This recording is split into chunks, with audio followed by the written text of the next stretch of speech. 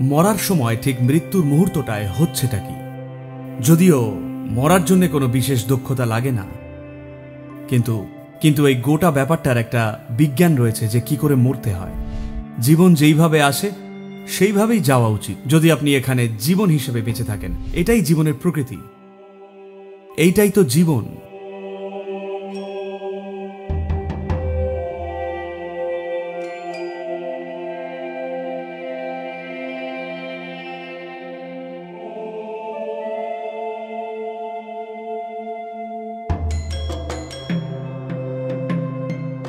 আপনি প্রস্তুত থাকুন বা না থাকুন, সময় এলে ঠিকই মারা যাবেন। এর জন্য বিশেষ কোনো দক্ষতা লাগে না। জীবনে অনেক ক্ষেত্র আছে যা দক্ষতার দাবি করে, মৃত্যু তার একটা নয়। আপনার কপালে গুলি করলে আপনি মারা যাবেন, এমনকি মৃত্যু নিয়ে কিছু না জানলেও বেশ নিখুঁতভাবেই মরবেন, তাই না? এটাই মৃত্যুর সৌন্দর্য। কিন্তু জীবন এইরকম নয়। আপনি যাই করুন, ফিরে তাকালেই ভাববেন, ধুর আরেকটু ভালো করে করতে পারতাম, তাই না? তাই নয় কি? জীবন সেই রকম হয় না। কিন্তু মৃত্যুর বেলায় এই সুবিধাটা আছে। আপনার এই বিষয়ে কোনো জ্ঞানের দরকার হয় না, আপনি বেশ নিখুঁতভাবেই মরতে পারেন। এখন মরার সময় ঠিক মৃত্যুর মুহূর্তটায় হচ্ছেটা কি?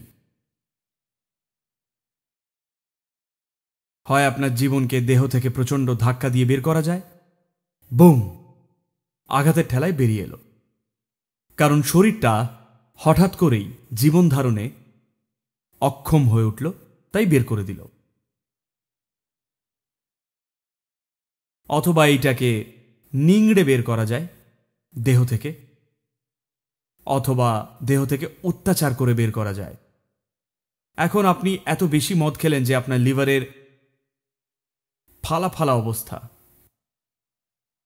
এখন জীবন এখনো সেখানে থাকতে চায়, কিন্তু দেহ প্রাণকে নিংড়ে বের করছে, অত্যাচার করে বের করছে।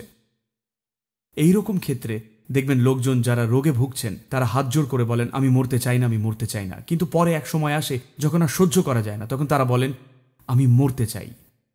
দেখেছেন কি এরকম হতে? কারণ শরীরটা এখন এত বেশি ভোগাচ্ছে যে আপনি মৃত্যুকেই পালিয়ে বাঁচার উপায় হিসেবে খুঁজছেন, মুক্তির উপায় হিসেবে নয়।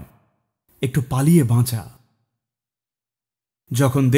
যখন জীবন প্রক্রিয়া প্রচণ্ড যন্ত্রণাময় হয়ে ওঠে, মানুষ তখন মৃত্যুই খুঁজবে, কারণ তারা সেটাকেই সমাধান হিসেবে দেখেন। তারা এটাকে কোনো সম্ভাবনা হিসেবে দেখছেন না, শুধু নিস্তার পাওয়ার পথ হিসেবে দেখছেন।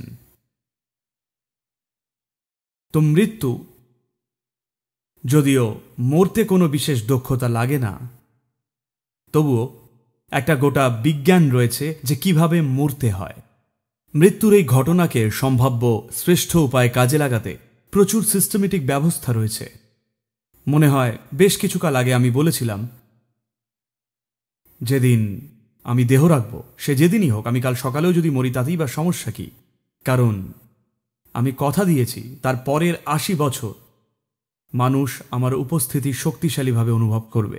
মানে আমি নিশ্চিত করব আপনারা সবাই মৃত আমি যাওয়ার আগে।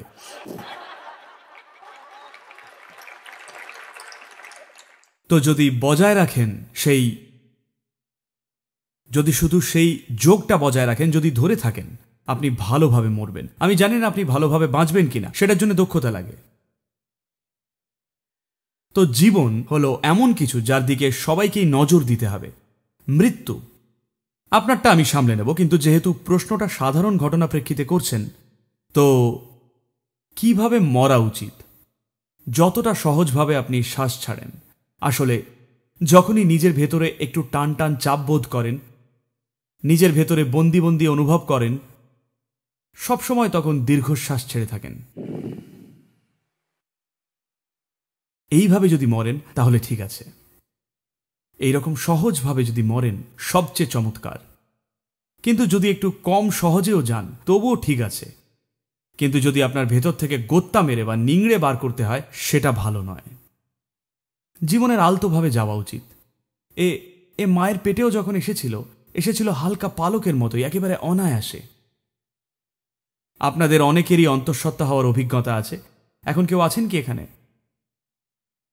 একদিন গর্ভবতী হওয়ার পর একদিন হঠাৎ করেই কিছু একটা বুম ভেতরে এসে ঢুকলো, এরকম কিছু হয়নি। কিন্তু সে ভেতরে এলো, আরেকটা জীবন আপনার ভেতরে এলো, আপনি এমনকি জানতেও পর্যন্ত পাননি।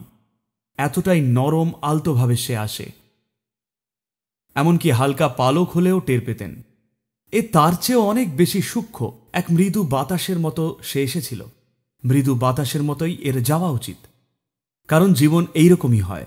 বাকি সবকিছু হলো আপনাদের বানানো জঞ্জাল। জীবন এইভাবেই আসে আর এইভাবেই যায় যদি এখানে কেবল জীবন হিসেবে থাকেন। যদি আপনি যে জঞ্জাল জড়ো করেছেন সেটা হন, আপনি যে ধুলোর বস্তাটা, এটা আমার কথা নয়, স্থানীয় ভাষায় এইরকমই বলে, তারা আপনাকে ধুলোর বস্তা বলে ডাকেন, কারণ এটা তো কেবল মাটি। তো মাটির যে টুকরোটা আপনি জড়ো করেছেন, আপনি সেটাকে ঘিরে অর্থহীন সব ধারণা গড়তে শুরু করলেন। সেই কারণেই ছেড়ে যাওয়াটা এত সংগ্রামের। তা না হলে এক মৃদু বাতাসের মতো সে এসেছিল, মৃদু বাতাসের মতোই এর বেরোনো উচিত, মৃদু বাতাসের মতোই এর যাওয়া উচিত। এটাই উপায়, এটাই জীবনের প্রকৃতি। জীবনটা এইরকমই হয়। আপনি হয়তো নিজেকে অন্য কিছু বানিয়ে ফেলেছেন, সেটা আলাদা বিষয়। মানুষজন নিজেদেরকে এত বেশি কঠিন করে তুলেছেন। তো মৃত্যু হওয়া উচিত মৃদু বাতাসের মতো, ঠিক যেন কোনো এক বাঁশির মৃদু সুর করে মারা যান। এটা চমৎকার হবে যে আপনি গান গেয়ে মরলেন।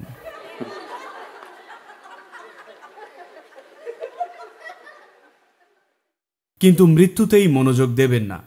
আপনি যে একদিন মরবেন সেটা মনে রাখাই তো আপনার ক্ষণিকের জীবনকালকে এত মূল্যবান করে তোলে, তাই না? আপনি অমর হলে আপনি কোনো কাজই ঠিকমতো করতেন না, লিখে দিতে পারি। হ্যাঁ, আপনি অমর হলে কোনো কাজই ঠিকমতো করতেন না। এখন যেহেতু সময় ফুরোচ্ছে, জানেন তো,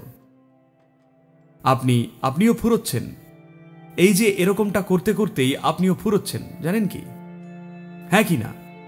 এটা ফুরোচ্ছে বলে আপনি সচেতন হয়ে উঠলে হঠাৎ করেই জীবন মূল্যবান ও দামি হয়ে ওঠে, একটা মুহূর্তও নষ্ট করার নয়।